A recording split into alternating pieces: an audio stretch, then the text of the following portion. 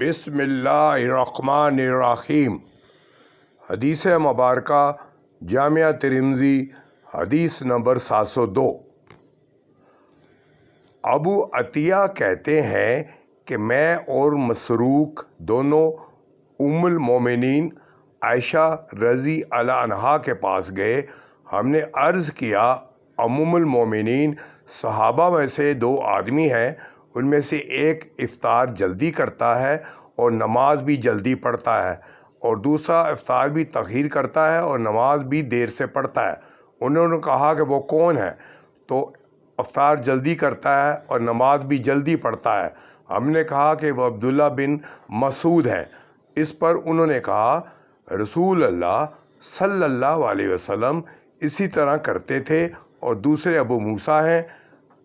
امام ترمذی کہتے ہیں یہ حدیث حسن صحیح ہے۔